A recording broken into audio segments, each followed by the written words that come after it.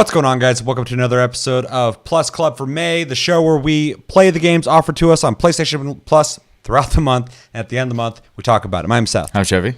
And I'm Chris. I can't talk right now for some reason. I just got off work. But quick reminders that we are moving into a new month, June, and we have Sonic, Mania, and Borderlands Handsome Jack Collection, both out for free on PlayStation Plus. Make sure to download those and play those and come back at the end of June and talk to us about those.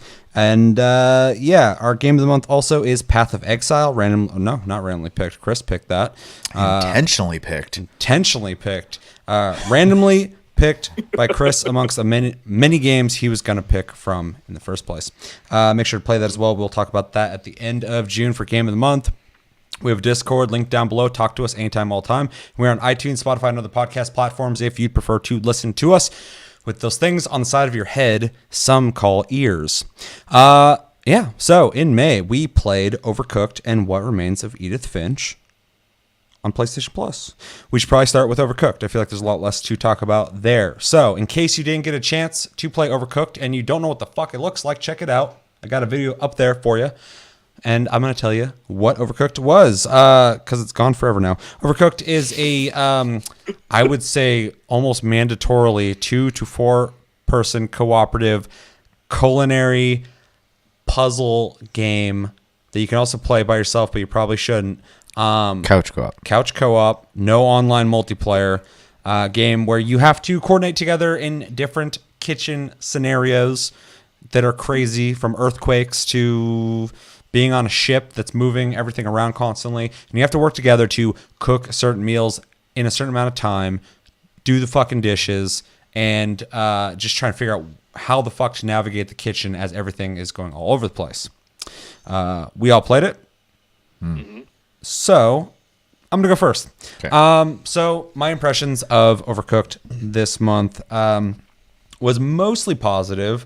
Admittedly, I started by myself to try it out. I was doing it during a stream, and I instantly kind of realized that this game, I really feel like, was made for multiplayer first, and then they put a single player in it so people would have something to do if they didn't have friends or didn't have people to play with at the time.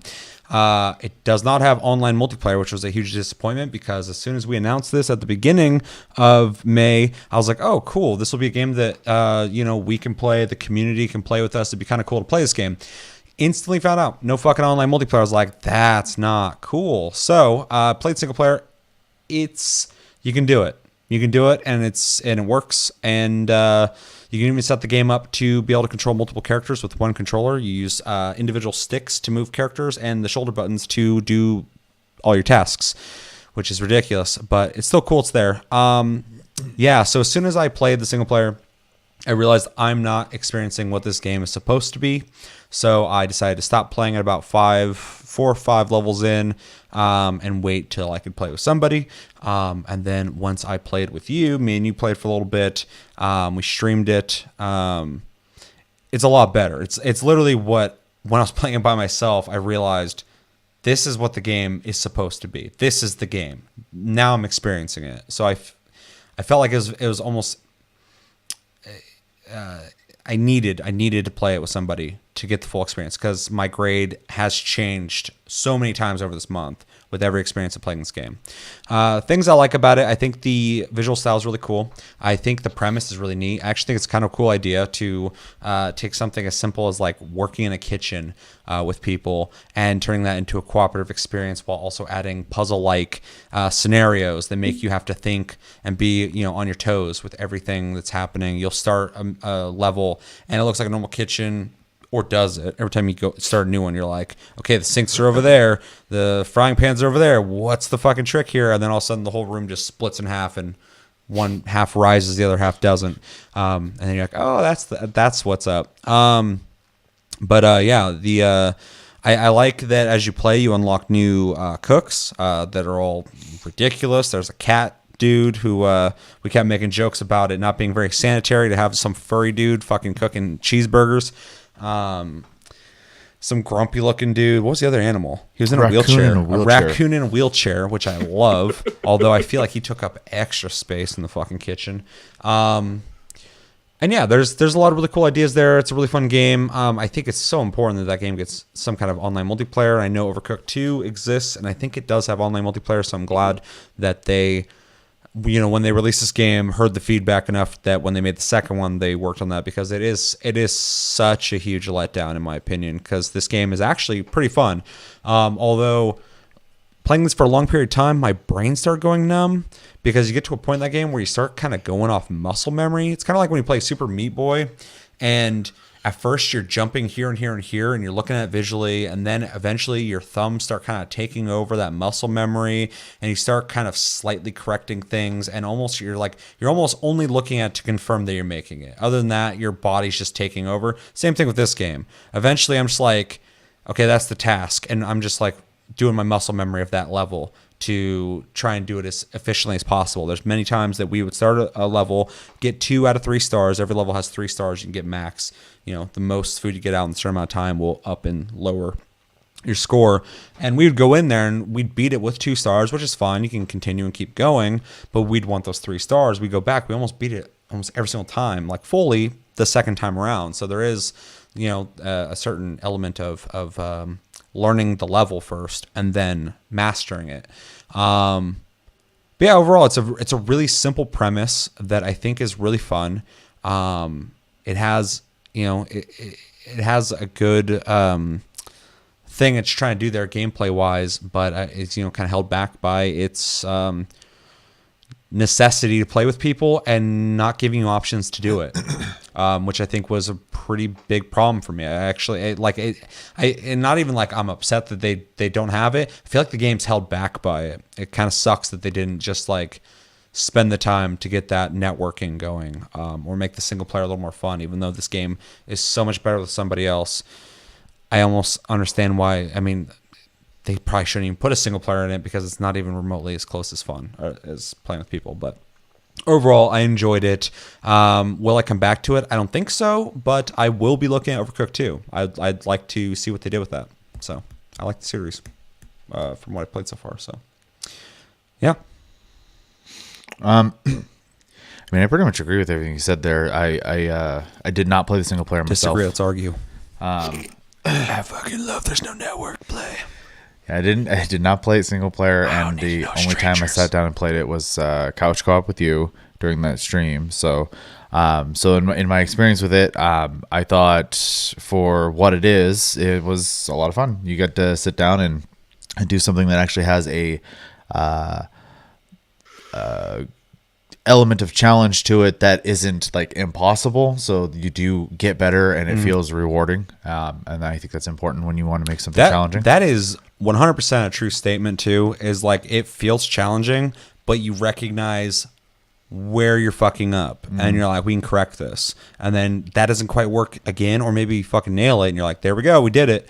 I mean, there's multiple times where we're like, oh fuck, we failed, then we come back, we're like overdoing it, and then like we'd be like, do this, do that, and then we look at the score and we're like, oh dude, we're fine, we blasted past it. We're way past 3 stars, and there is a feeling of accomplishment for sure. And I can't even imagine it would be like with like 4 people doing that. No, and it's unfortunate that we didn't have the ability to actually try that out that way, but because it would have been interesting to see how that plays with even more people. Just put a fucking controller in a box and mailed it to Chris plugged in. I actually think we could have probably done, I think, PlayStation Share Play and pass a controller. I think we could have done that. See, at the beginning of the month, I asked people about that, and everybody's like, what? I was like, okay, never mind. Yeah, I have very little experience with it, so I'm not 100% sure how it works, but I think there would be a slight delay, though. Yeah, there would be. So Chris would just be like a little slow. It's like, wash the dishes. He's like, cheeseburger. Okay, dishes. Like, God damn it. Yeah, really, the only thing I'd like to see, I think, in the second one, which I know nothing about, and it could be there, so if I'm saying something that's in there, don't be like, well, they already did that, because I don't know. I don't think there's any strong fans of Overcooked that are going to climb up your ass over there. Just saying it. I have no idea what the second game is at all. Fuck these guys. They don't get cooking, dude. I do think that some more choices in character customization would be awesome, and even if it's just like color palettes and stuff like that. and and if you could figure out a create a level type of thing, I think that'd be awesome cool. too, to make a community element to the game, and then upload those challenges and stuff like that. I think that'd be really cool. But other than that, I think it's a fun game, especially like if you're just looking for something to do, you got someone over. Hell, even if you want to turn it into something where you're sitting down having a few drinks with your friends type of thing, I think it's the right kind of game for that too. So Yeah, it's like a party game for sure. So, but yeah, I mean, other than that, what you said, I completely agree with. So This is the second game. I don't remember the first one that I've said on this channel the exact same thing that I'm about to say. They need to merge this game with Gang Beasts. I want all the characters to just move the same as those fucking Jigglebillies. I'd throw a controller through a screen. And to be able to pick each other up too and fucking and slap each other and headbutt and shit, that'd be dope. So they should do a collaboration. Fucking Overcooked cross Gang Beasts. Over Beast. Gang cooked. Over ganged. That sounds almost Beast cooked. That's too suggestive. Cooked beast. yeah, cooked beast. Cookie beasts. That's perfect. All right. Beast. Monster Hunter. Yeah, Monster Hunter. Anything else? No. Chris. Well, my experience was not as entertaining as your guys's because, I mean, I didn't really have any. I did have a roommate to play with, but, you know, I just kind of played on my own.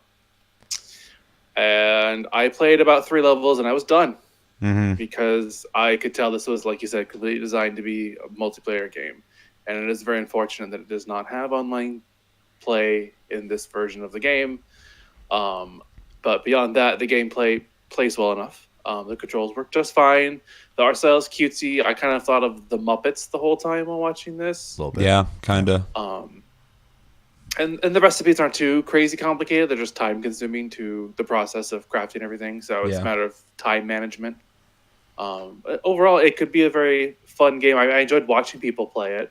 As well as, you know, I watched a group of 4 guys play at one point, and it was kind of crazy watching them go, I need this. No, I'm going to get this. No, you get that. I'm going to get that. Oh, shit, we're doing this. Yeah, you could actually like have people do certain tasks and stuff, be dedicated like an actual kitchen. So whereas like with me and Chevy, we'd have to go like, okay, you do these 2 things. I'm going to do these 2 things. Until someone was getting too weak in one regard, and then someone would have to hop over and help, and then that would obviously create weakness here. So the other person, and we slowly would end up just switching roles.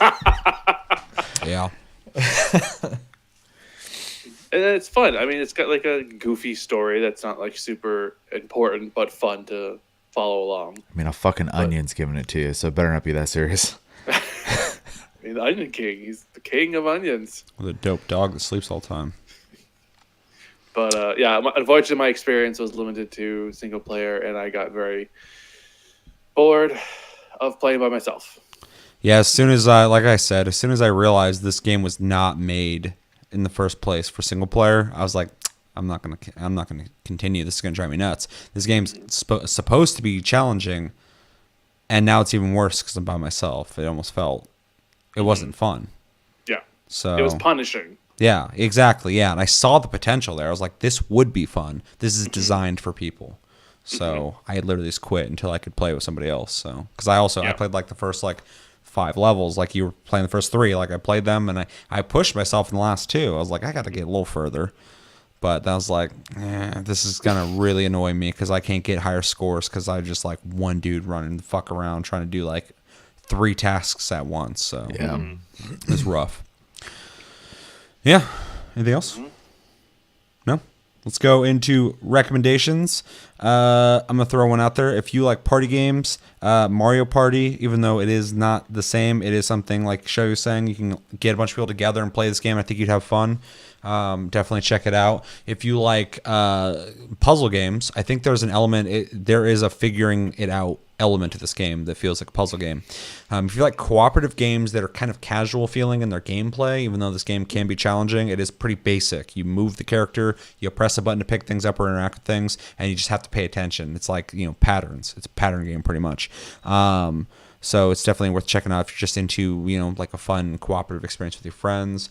If you're into cooking, which is kind of a weird thing to say, but like you like the idea of like playing a game where you have to prepare food and cook hamburger before you make the burger together and pay attention to the tickets to put cheese on it or lettuce or whatever, you might dig this. I mean, I have friends who like work in kitchens and stuff like that at restaurants and shit, and they might like this because it's going to be like a zany version of what they're already doing in their life.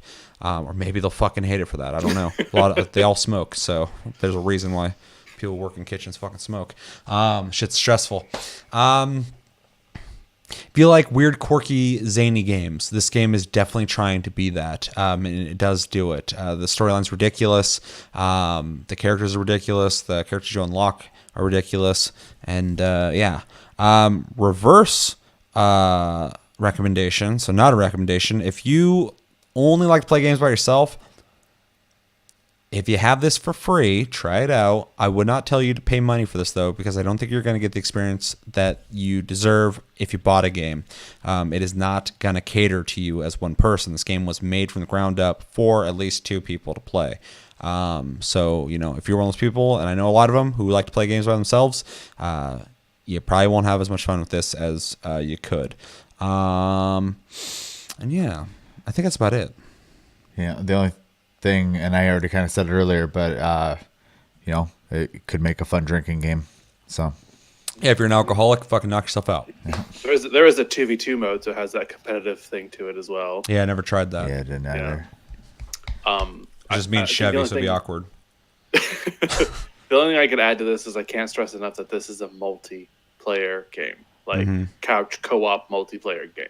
That's I can't stress this enough. Yeah, you can probably beat the game as one player, but you're gonna really struggle. You're really gonna suffer through it. Yeah, and maybe you'll do awesome, and you'll like fucking get those 3 stars by yourself. You're gonna work a lot fucking harder, maybe like that challenge, but you're gonna work harder in a way that doesn't feel fair. It doesn't feel like it was designed to be challenging for single player. It just feels like you have a lot less going on for yourself, so you need to fucking really fine tune how you're going to do this. You're going to have to be really fucking good. And you can brag to people, I did it, but I'm not willing to do that because I can just feel when I play the game, it was not intended to be played like that. So they even alter the maps for single player so that you can do it by yourself, which shows me that the maps were designed for the multiplayer first. And then later they were like, this can't be done single player, so we need to open this part of the map up so they can get through this walkway and shit. So it's one of the first things I noticed when me and Shelby played. I was like, oh shit, it wasn't like that when I played by myself. Because some of the levels will separate you. So you have to work independently, and there's like a conveyor belt or something that brings the food around and shit. And when you're playing by yourself, throw shit down to them. Yeah. When you play by yourself, you're gonna have to be able to get to those areas. It'd be impossible otherwise. So yeah, it's definitely designed after the fact for a single player. Any other recommendations? No. Fuck no. Okay, so for all the things that we just said, and the real big emphasis on what could have been with the network play, but it's not there, and the second afterthought of single player, I'm gonna give this game a C-. I think it deserves more, but I have to grade it lower because there are parts of the game that are held back by decisions, and they could be a small team. Maybe they couldn't make that networking happen, that online play, and maybe they don't want you to play this game single player, but just gave you the option to do it anyway. I can respect that. I think the creator should be respected in the way they want to do things. But if it had the online play, I could have easily given this game like a C+, B- area. So I am significantly dropping it. I think C- is fair though. But it is a big factor. If I never played this with Chevy, I probably would have gave it C- to D+, because I wouldn't have enjoyed myself the same way as I did. So there's a whole element of enjoying this game unlocked with playing it how it's intended to be played, and I was lucky enough to get to experience that, but not everybody will. So C-. I can't wait to play Overcooked 2 though to see how it improved. Yeah, I would say, based on what you guys have said and my experience with the game, I would have to also. I'm going to say a C+. I do think you're getting half a game. Said this positively. Huh? I do think you're getting half a game. Well, like Anthem. You're getting about half a game, and I think once they, if address the issues with it. I honestly think the experience of the game is easily a B plus, maybe even an A minus in the right circumstances. I would definitely be in the B region. Yeah, for sure, if it didn't have those issues. But because it's only good in very specific circumstances, it does lower the grade for me as well. So C plus. C plus. Okay. Yeah, I went really low, but I really think it's really detrimental to the game because when I played it, I quit because of that. And then I didn't have options. I didn't have ways to remedy it unless I had someone with me to play it. So, and I just think that's such a fucking big deal. Because it sucks because the game is really fun. It's a really fun game. Like, I think it's a really cool idea. There's no games like it. So when I was playing, I was like, this is cool. I wish I could play this with other people like that aren't crammed in my room. Yeah. Chris. The only grade that I can think of the whole time is C minus. Yeah. And that's only because, like you said, it's limited by me being able to play by myself and no online play. It has the potential to be a B game, but it's just not there. It's just not realized for me. Yeah, I agree. So 2 C minuses and C plus. Those are some of the lowest grades we've given in a while. Yep. Which, not to sound negative, C's passing still, but yeah, this game is just held back by a couple limitations. Other than that, it's a fantastic game. Plays great. It's really fun. I mean, everything about it's awesome. It's just certain elements of the game you don't get to experience otherwise unless you play it the way it wants you to play them. So yeah, let us know in the comments below. What'd you think of Overcooked? Did you play it? Did you not play it? Did you enjoy it? Did you not enjoy it? Are you not going to play it? Tell me why you're not going to play it. You're like, I fucking hate cooking shit in real life. Why the hell would I do it in a game? Especially with the goddamn, with pause. Who the hell's cooking with fucking pause? You can't do it. What would you grade it? And if you played Overcooked 2, let me know what you think of that as well, because like I said, I want to try it out. So very curious. It's funny. This came out, and then I was looking, and I saw Overcooked 2 on, I saw it on Switch, and it was on sale or whatever.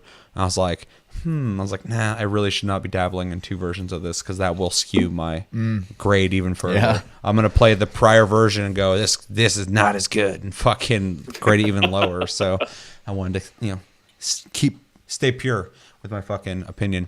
But yeah, let us know everything you're thinking about when it comes to Overcooked and what you thought of it. Second game we played this month is called What Remains of Edith Finch. In case you didn't get a chance to play it, that's what it looks like. And yeah, it is a first-person narrative, story-driven game, kind of a walking simulator of sorts. You guys know the type of games where I don't really want to reveal much. You're a character revisiting a location, telling a story that tells multiple stories. Yeah, I mean, I really don't want to ruin anything. I'll say it is really hard to talk about without spoilers. Yeah, it's about 2 hours though, 2.5 hours. If you take your time, we will probably bring up spoilers in a little bit. I'll let you guys know when that comes up. I did a full stream as well, so if you want to watch all of it, pause this video, go watch that for like 2 hours, come back, catch yourself up.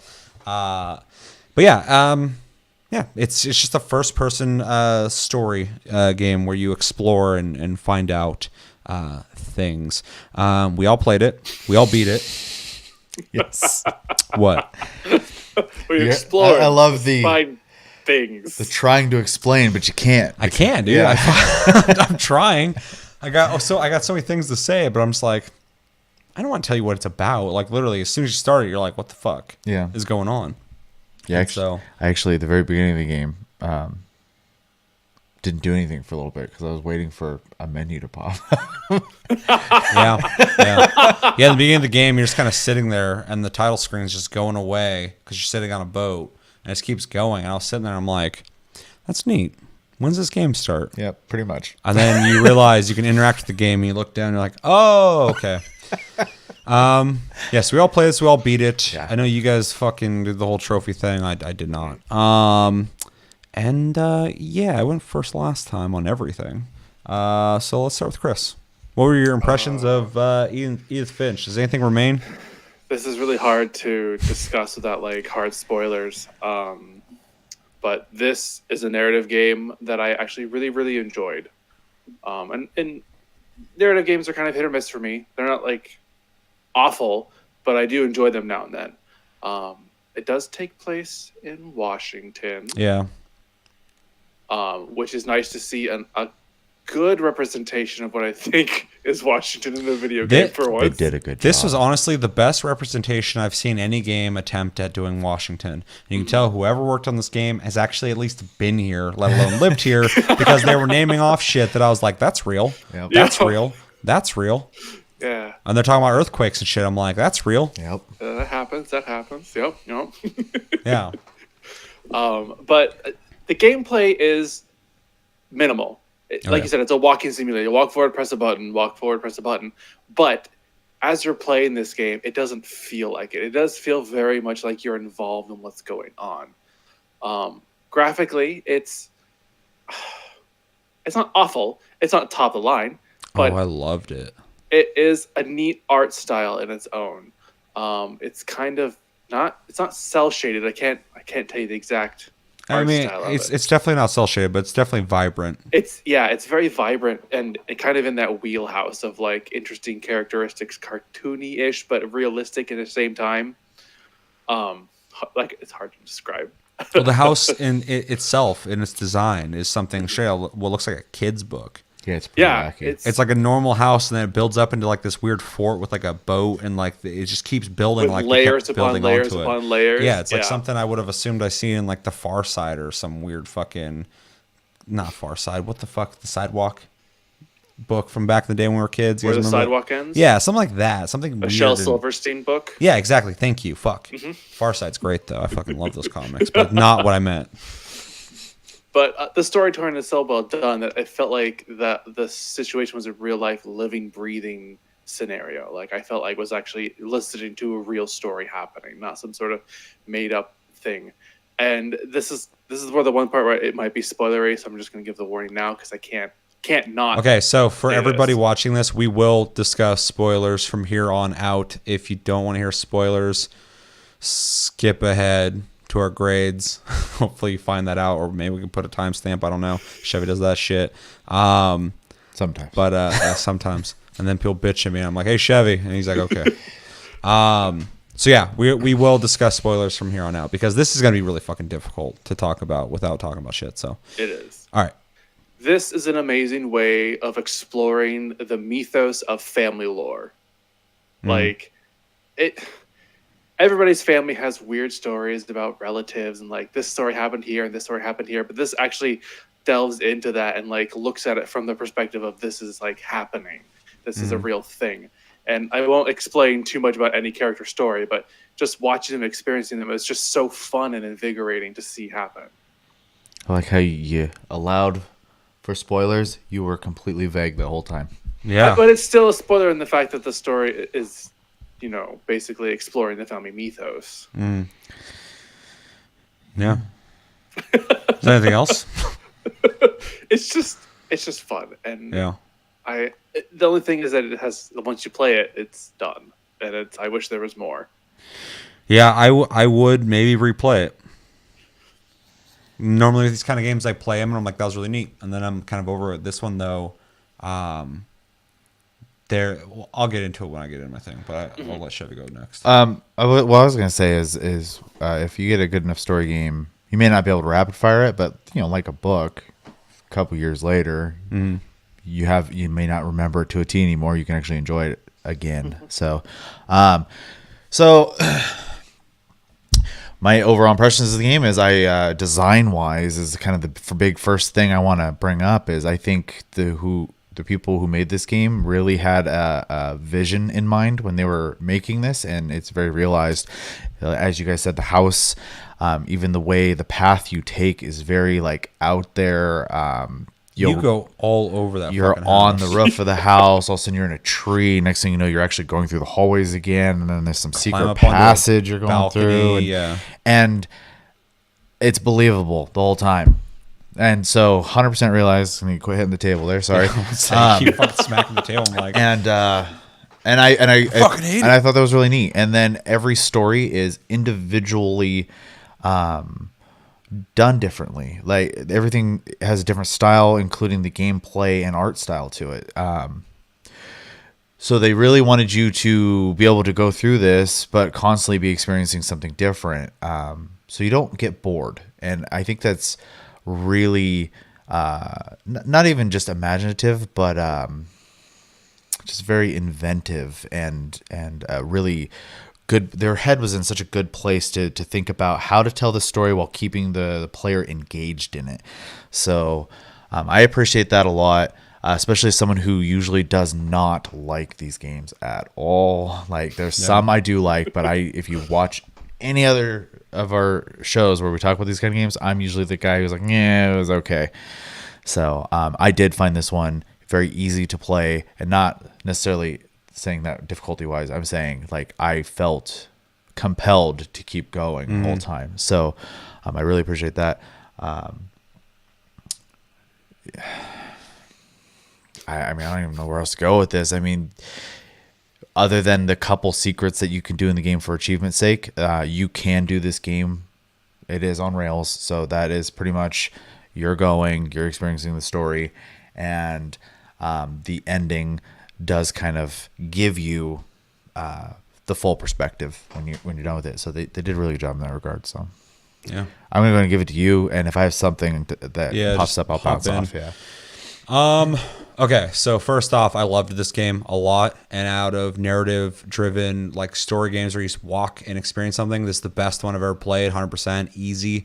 Probably second favorite under that is Everyone's Gone to the Rapture, just because the tone of that game was beautiful. And then it's funny when you play these games, there's always a tone to them that always seems like almost eerie. It's weird. No matter what the subject matter of these games are, they're always eerie. And this one luckily maintained that for a reason. Whereas a lot of them, I'm like, why is this game so creepy? And there's nothing creepy happening. I'm like, what the fuck? But this game has a pretty dark subject matter. And Chris kind of alluded to it a bit when he's talking about like the mythos of a family. It's really interesting. You're kind of going through, and we're in spoiler territory. I'm reminding you guys because I'm going to talk about whatever the fuck I want to talk about. It's my channel. God damn it. You're exploring this family tree and all these members of the family from different time periods, all interconnected, and it's the main character is kind of telling the story she's heard about some of them and interactions with some of them, telling someone who's going to read this book later about these things, warning them that there's like this curse in the family of abnormal deaths. It's coming for them, and it's not even in like a superstitious way. It's kind of superstitious, but it's like not like a supernatural way, but there is like this acceptance that like people in this family die weird all the time, and there's like this unluckiest there's like this people. Dark fairy tale aspect to that storytelling that's really intriguing. I started playing the game, I'm like, why is this game creepy like the rest of them and shit? And then it starts getting into like a couple of the first stories, and it's just one of the family members that died. I'm like, but that little girl, something happened to her, but it's ambiguated in a really interesting childlike story. She Go ahead. eats the holly berries in the bathroom. Yeah. So, and it was funny because me and Seth, after I had finished the game, because I finished it after he did, we had an opportunity to talk about it a little bit.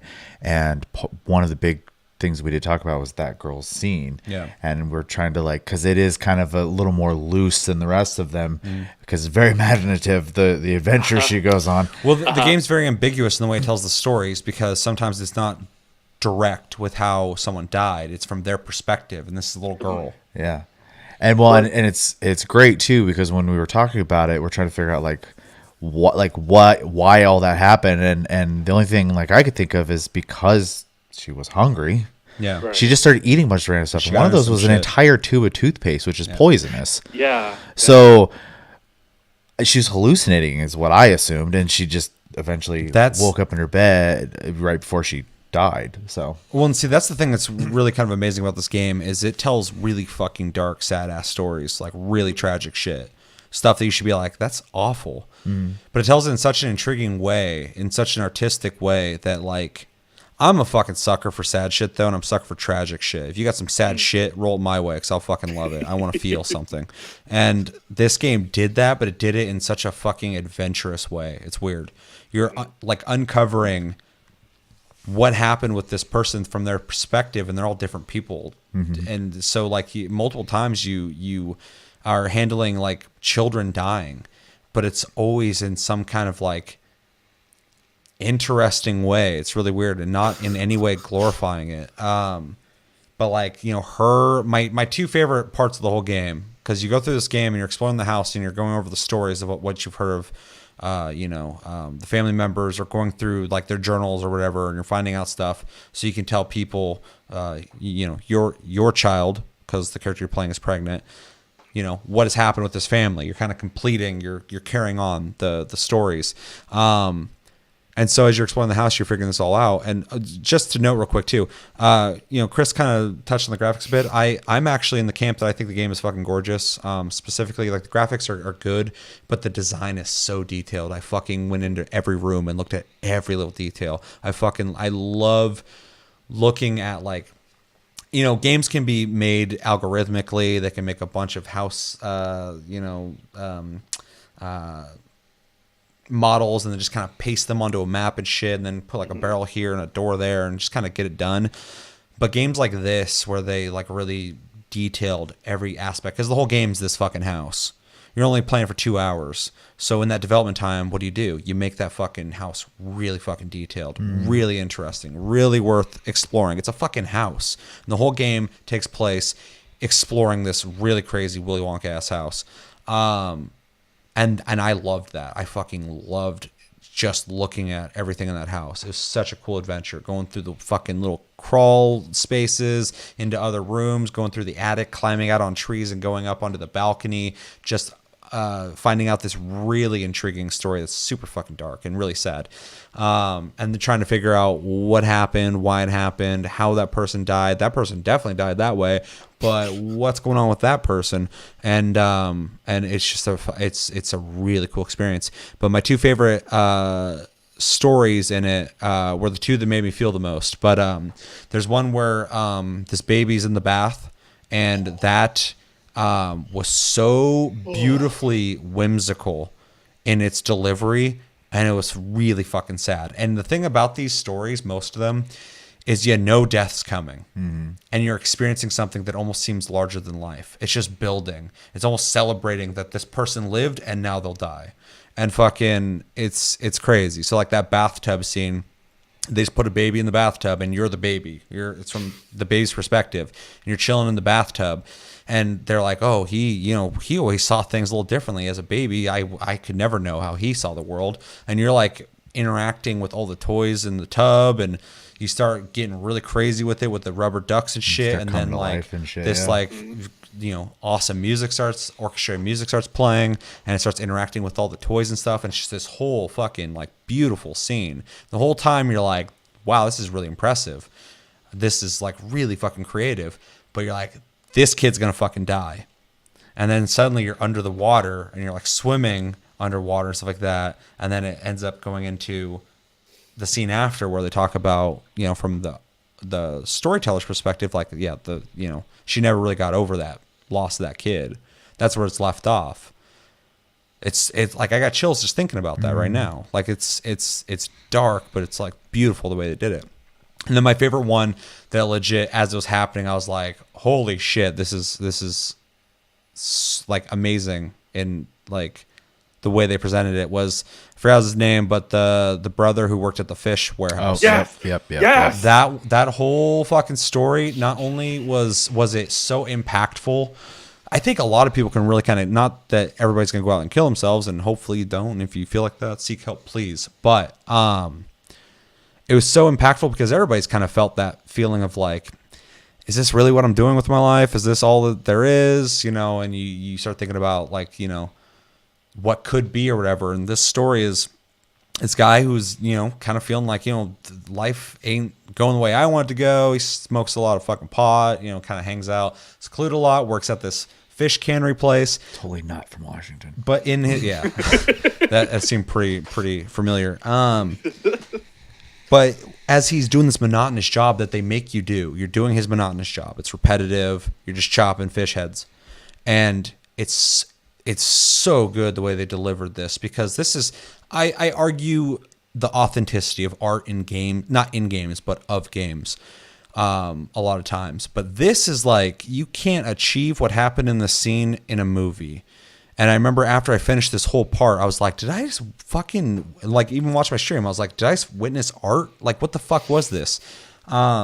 you're doing this task over and over again, and then like it shows like his imagination in a small, low detailed aspect, and you start interacting with that as you're still doing the monotonous task. Just like in real life, you're doing something monotonous, you start thinking about something else, and you start getting distracted, and now you're suddenly still trying to do the fish thing, but you're also starting to interact with this, and then that starts getting more interesting.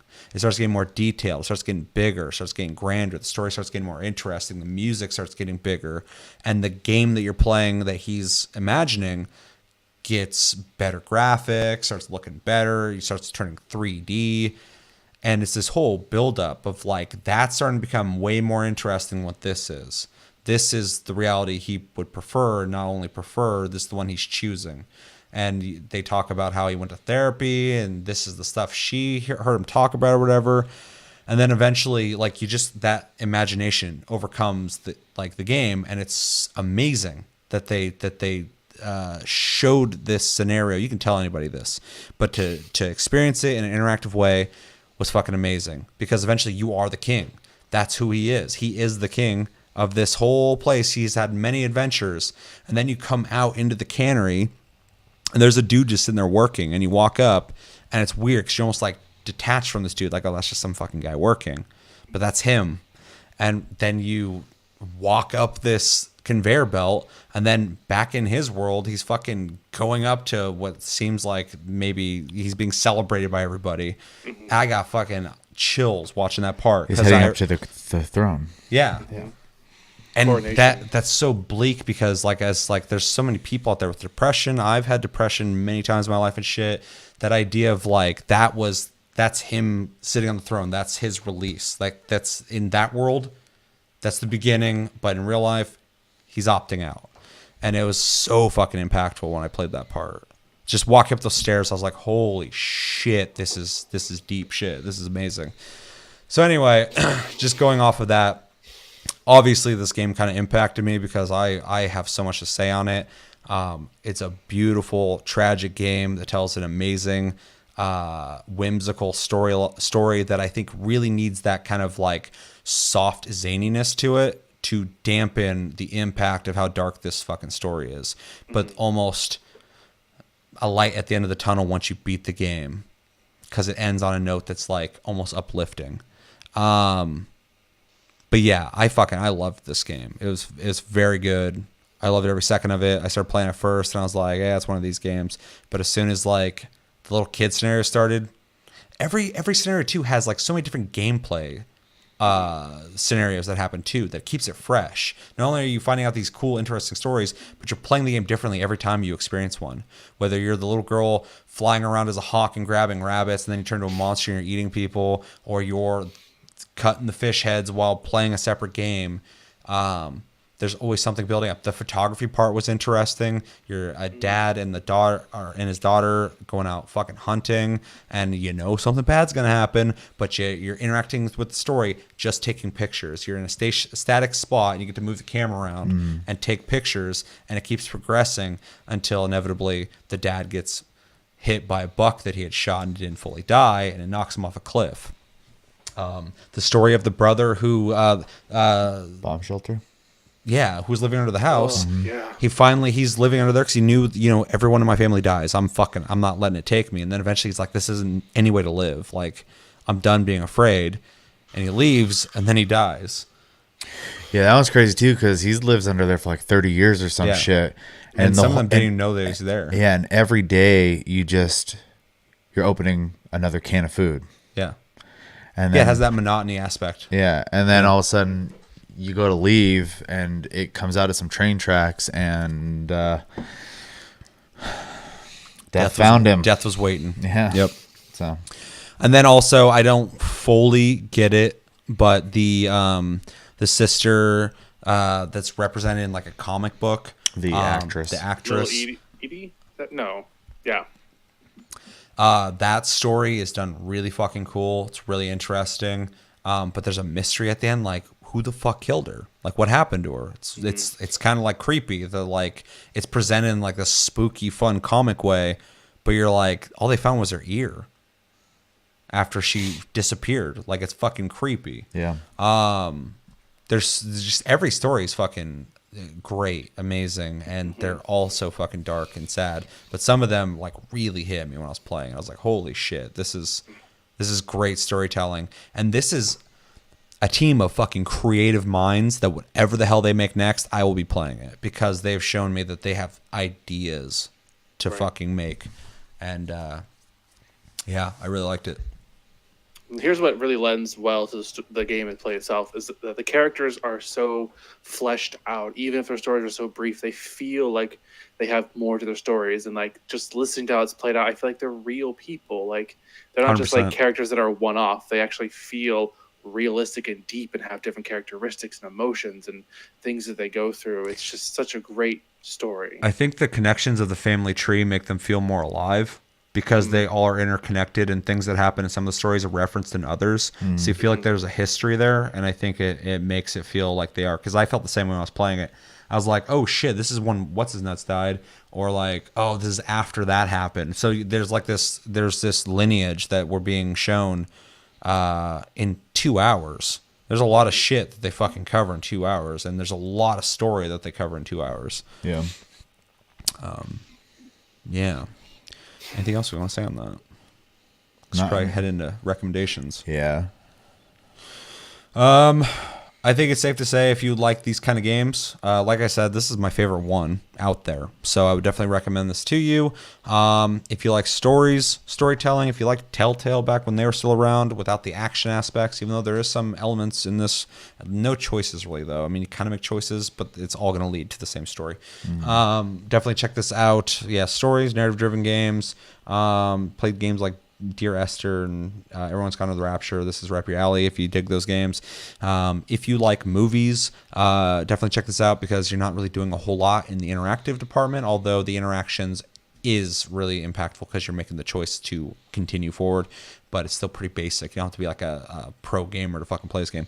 No, I don't think you can actually fail. No. So. Although you can skip certain stories because I skipped over Gus, which was the kid with the kite. Oh. Yeah, I beat the game, and then like we're looking at the family tree, and Gus was still locked. I was like, "What the fuck?" So I looked it up, and yeah, it was the kid I with think the kite. there's technically 2 or 3 stories that 2 or are 3 of them, yeah. skippable. Yeah. So, Which is another reason why I'd like to go back and play the whole thing because I really like the story. I could like watch it over and over again. Yeah, I don't know if you're not into like story based games like this. I mean, this is literally that. So it's gonna be a hard sell, I think. it outside would be. of that. Also, if you really don't like I don't know, being confused or sad, this game is definitely going to do both of that to you. You don't like experiencing emotions. Yeah. Yeah, you're definitely in for you're kind of being forced into a position of having to think and explore feelings. So Yeah. 100%. If you are one of those people who, whether in movies or games or whatever, you like more art house type stuff, more avant-garde type styled things, I think you'd most likely dig this. It's pretty much made for you because obviously the people who made this have some really creative ideas that I don't think you'd see in most games. So if you're looking for something different, new ways to play games, experience games, this would definitely be up your alley. I would love if this game came out with VR. Because I would like to see this in a VR perspective. I think it'd be really easy since most of the game is just walking. So Yeah, to for be able to sure. freely look around this world would be really fucking cool. So the owl part might be a little sickening. Yeah, not for me. I play goddamn Ace Combat. And for like 5 minutes, I was like, oh, fuck. I was like, all right, this is cool. Yeah, I think pretty much that's it. I honestly, I wouldn't be able to really add too much to that because it is pretty much it is what it is. And Although for anybody, if you are curious about it because you heard it's good, like I've heard for so long, just try it. You should check it out, Because yeah. I was waiting on it and I finally played it, and it's as good as everybody says. It's really fucking good. So, yeah. Anything else you guys want to add? Feel like games where kids eat toothpaste. You have very particular it's stale interests. carrots and holly berries and Or kids on swings who like to swing off the swing. Yeah. yeah, that one made me temporarily sick for a second. That was weird. Oh, I don't get motion sickness, but Yeah, you're telling me that, which That is weird. one Yeah, because why did would for yeah. some reason. Just briefly. All right, we got 12 minutes. 12 so minutes. let's wrap this up. Chevy, what would you grade it? I would give the game a. Well, okay. I was just. I do have to pre-emphasize that this Giving is it all of not them. my genre of games. Typically, very few in the past. To use examples of games I did like in this genre would be like To the Moon and Everybody's Gone to the Rapture. Otherwise, I find these to just be boring. In this case, it was not boring.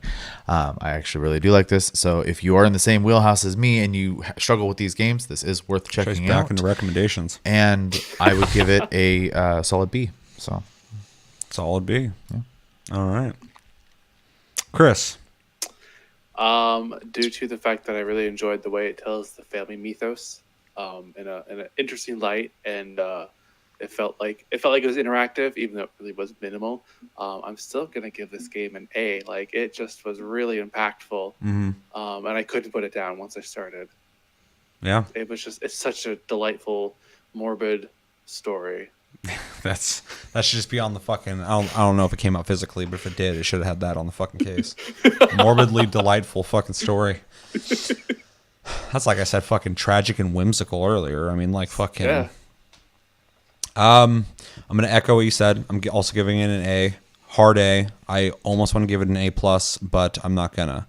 Just because it's a 2-hour game and it doesn't offer much in gameplay, but in storytelling, atmosphere, creativity, I loved everything about this game, and the subject matter was really dark, tragic, but also really kind of like fun and, like I said, whimsical is the word I'm going to keep using for this. And I think that's really hard to nail, especially for me. I'm really critical on like everything. So like when I was playing this and they completely fucking captured me with it, I was like, fuck, dude, this is really good. Really good stories, really sad shit, really good design and creativity. The creativity is so fucking cool. So many times it's like, holy shit, that's dope that they did that. That's awesome that they did this way.